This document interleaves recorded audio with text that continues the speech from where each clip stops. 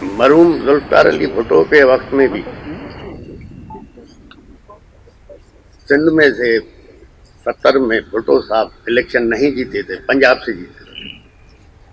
फिर बेनज़ीर साहिबा के वक्त में भी ये सिंध का रिजल्ट नहीं था जो अभी आया। बदतरीन 15 साल की करप्शन के बाद जो रिजल्ट आया, पूरा सिंध स्वीप किया है। तो ये आरओ डीआरओ का काम नहीं था भाई। इस इलेक्शन को तो हम लोग जीडी वाले कबूल करते ही नहीं, रिजेक्ट करते हैं। ये इलेक्शन को मैं कहता हूँ एंटी स्टेट इलेक्शन।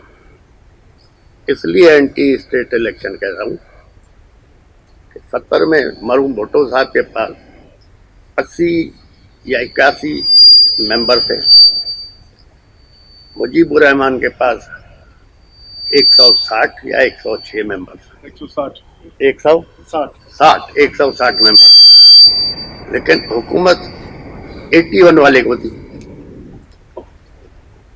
उसका हाल देख लिया आपने। हर इदारे में कुछ आपके खैर खा भी होते हैं, कुछ न्यूट्रल होते हैं, कुछ आपके अगेंस्ट होते हैं। एक किसी दोस्त ने मुझे आज से 2-2.5 महीने पहले कहा था कि आप जीडीए खत्म कर दें। मैं कहा जीडीए मैं किस तरह खत्म कर सकता हूँ? लोगों ने मुझ पर भरोसा किया, कहा कि भाई जीडीए खत्म करो तो आप अपनी पंच दल के उस पर लड़ो, तो 2-3 एमएनए और बाकी एमपी आपको मिल जाएंगे। मैं कहा जीडीए तो नहीं खत्म कर सकता। जो जिन लोगों को जीडीए से जाना था वो चले गए, अब जो रुके हुए हैं मुझ पर भरोसा करके रुके हुए। फिर थोड़े दिनों के बाद फिर आया कि भाई तुम मेरे दोस्त हो, तुम्हें एडवाइस कर रहे हैं, तुम जीडीए खत्म करो, जरदारी साहब के साथ अलायंस कर लो, अपनी सीटें निकाल लो, जीडीए को भूल जाओ। मैंने कहा यार बात सुनो, मेरी कमिटमेंट है, मैं ये धोखा नहीं दे सकता। कहा तो फिर सुन लो, जीडीए के सामने 0 लिखा हुआ है। मैंने कहा अच्छा, बाकी पार्टियों के सामने? तो कहा कि एमक्यूएम के सामने 15+ लिखा हुआ। मैंने कहा 15+ क्या मतलब? कहा कि भाई एमक्यूएम का पीओएस पार्टी से तो झगड़ा है नहीं, एमक्यूएम का है पीटीआई से झगड़ा, तो इसलिए एमक्यूएम को 15+ लिखा हुआ है। आप लोगों को एक भी एमएनए नहीं उठाओ। मैंने कहा कोई बात नहीं, तो आप हारने के लिए तैयार है? मैंने कहा हाँ, इज्जत से हारने के लिए तैयार है। अब लोग कह रहे हैं आरओ ने ये किया, डीआरओ ने ये किया, ये नहीं, इस तरह नहीं हुआ है। ये सब कुछ 3 महीने पहले ही डिसाइड हो गया था। कहाँ डिसाइड हुआ, कैसे हुआ? और ये एंटी स्टेट इलेक्शन हुआ है। जिन लोगों ने भी ये करवाया उनको ये सोचना चाहिए कि ये इलेक्शन एक गंद करवा दिया है, और ये इलेक्शन चलेगा कैसे आगे। और जो ये फैसला करने वाले उनको अंदाजा ही नहीं था इमरान खान के साथी इतने तादाद में इलेक्शन जीत जाएंगे।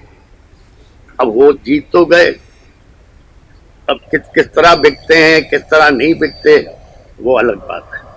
हम एंटी स्टेट लोग नहीं हैं। मेरा वालिद 1953-54 से जीएचक्यू के साथ रहा, और हमें भी ये कहा था कि भाई आप लोगों के साथ चलना है। जब फैसला हो ही गया था कि पूरा सिंध पीओएस पार्टी को देना है, तो अब मुझे बताओ मैं फौज को कैसे नाराज करूं कि 2 सूबाई सीटें आ गई हैं मेरे पास, एक मेरा बेटा और एक हमारे सांगड़ से। तो अब ये सीटें भी अगर मैं रखता हूं तो फौज नाराज होगी, तो लिहाजा ये दोनों भी हमें छोड़नी पड़ेगी। इस पे भी जरदारी साहब के लोग आ जाए, क्योंकि फौज को नाराज करके तो हम चल नहीं सकते। हमें तहजीब के दायरे में रहते हुए, कानून को सामने रखते हुए एहतजाज करना है, यह हमारा हक है। जिस मुल्क में आपको न इज्जत मिले, न इंसाफ मिले, तो लोग क्या करें? कानून हाथ में लेंगे।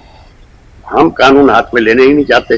बाजवा साहब जाते जाते जो पंडोरा बॉक्स खोलने की कोशिश की थी या खोल के गए थे, बाजवा साहब ने फरमाया था कि बांग्लादेश सियासतदानों ने बनाया, चलो सियासतदानों ने बनाया। जब बांग्लादेश बना तो उस वक्त हुकूमत किसकी थी, प्रेसिडेंट कौन था? ये एक नया पंडोरा बॉक्स खोल के गए और किसी भी सियासतदान ने इसको उठाया नहीं। तो मैं तो कहता हूँ भाई, हुकूमत भी फौज की थी, प्रेसिडेंट भी फौज का था, सियासतदान कहाँ थे? इस पे भी जरूर इंक्वायरी होनी चाहिए। बाकी इस इलेक्शन से हमारा कोई लेना देना नहीं है, क्योंकि सारा फ्रॉड पे था। जो बेनजीर साहिबा नहीं कर सकी, जो भुट्टो साहब मरूम नहीं कर सके, जरदारी साहब ने कैसे करके दिखाया। या खुदा की तरफ से गैबी मदद हो गई उनकी। जहांगीर तरीन साहब से हमारी दोस्ती भी है, रिश्तेदारी भी है। काफी पहले वो कराची भी आए थे, तो मुझसे उनने बात की थी। तो पूछा था क्या समझते, मैं कहा आपका सियासत में फ्यूचर नहीं है, आप सियासत पे पैसा खर्च नहीं करो, यही अपने कारोबार पे करो, डबल हो जाएगा।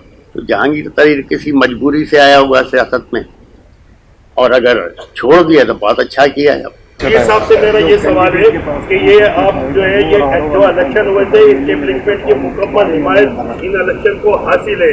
आप जब सड़कों पे आएंगे तो इस्टेब्लिशमेंट आपसे नाराज नहीं होगी? यार देखो, बात सुनो, बाप भी बार बार बेटे से नाराज हो, बेटा घर छोड़ देता है, समझ गए?